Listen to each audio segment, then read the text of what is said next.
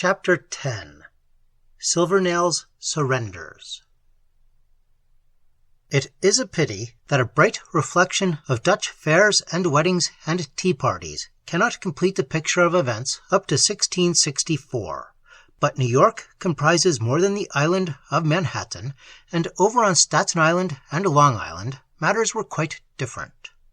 Only one Huguenot village at Stony Brook relieved the desolation of Staten Island, and Stuyvesant's personal religious bigotry, so contrary to the tolerant policies of the West India Company, brought misery to eastern Long Island.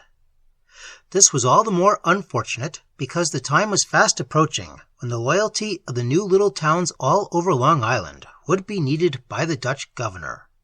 Their growth had been rapid.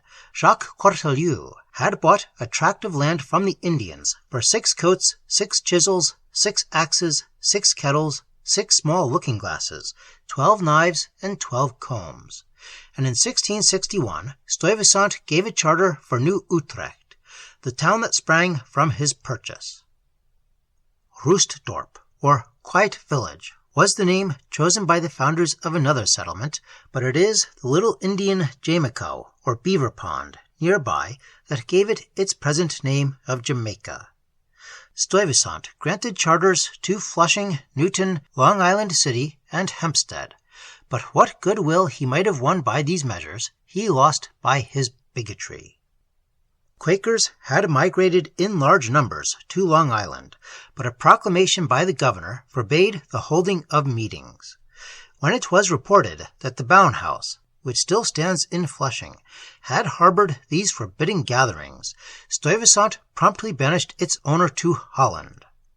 Flushing was no less resolute than the governor, however, and when one Henry Townsend was sentenced to a fine and imprisonment for preaching contrary to the proclamation, 30 of its citizens boldly signed their names to a protest, and, in spite of Stuyvesant's threatened retaliation, refused to carry out the sentence on the victim.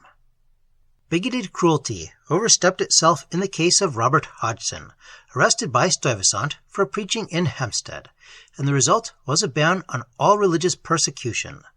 The unfortunate man was kept without food, was suspended by his thumbs in his cell, and, from time to time, brutally lashed, until the governor's own sister interceded for him.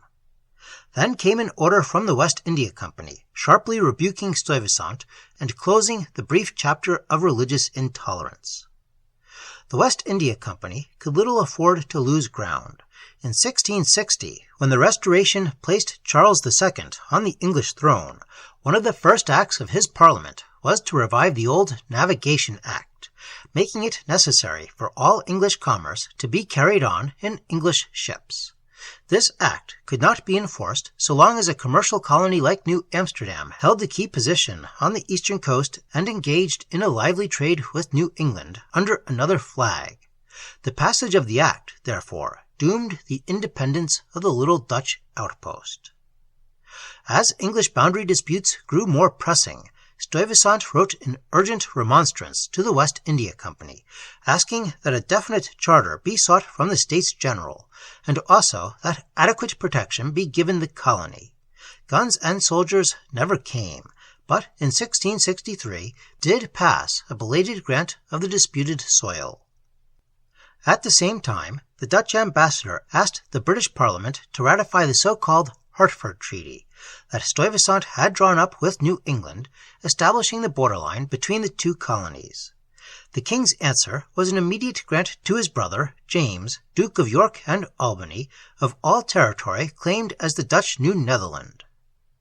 New Amsterdam had just gone through a year of calamities. A flood had destroyed the crops. There had been an earthquake and an epidemic of smallpox among the settlers, and a massacre by the Indians at Esopus had terrorized the entire colony of New Netherland. Now, as a hint of fresh disaster, came the news that the Duke of York had dispatched a force under Colonel Richard Nicolls for the taking over of his new territory. The arrival of the squadron found the English settlers of Long Island awaiting their fellow countrymen with open arms, and willing to furnish volunteers to aid in the capture of the Dutch possession. Stuyvesant had 400 soldiers in the fort and a scanty 24 barrels of water.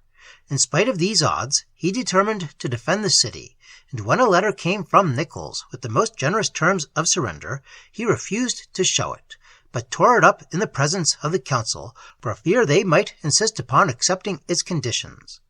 However, the time was past for letting old Silvernails have things all his own way. His nephew, Nicholas Bayard, then serving as secretary to the province, carefully pieced the torn letter together and showed it to the burgomasters. At once, they drew up a petition asking for surrender, and among the signatures, the proud old governor found the name of his own son. Even then, he stood ready to resist the enemy. Into the upper bay sailed the English frigates, their guns leveled at the fort, and the anxious watchers on the ramparts saw him about to give the order, "Fire!" The very eyes of the garrison must have seemed hostile to him, and suddenly the fierce old soldier's resolution broke down. Domini Megapolensis led him away, and New Amsterdam passed without resistance into the custody of an English duke. The terms of surrender were agreed upon at Stuyvesant's Bowery on September 6, 1664. There was no question of national loyalty involved, for the town had belonged not to Holland, but to a Dutch trading company, which for the last 30 years had done little more than send over tyrannical directors and complaints about revenue.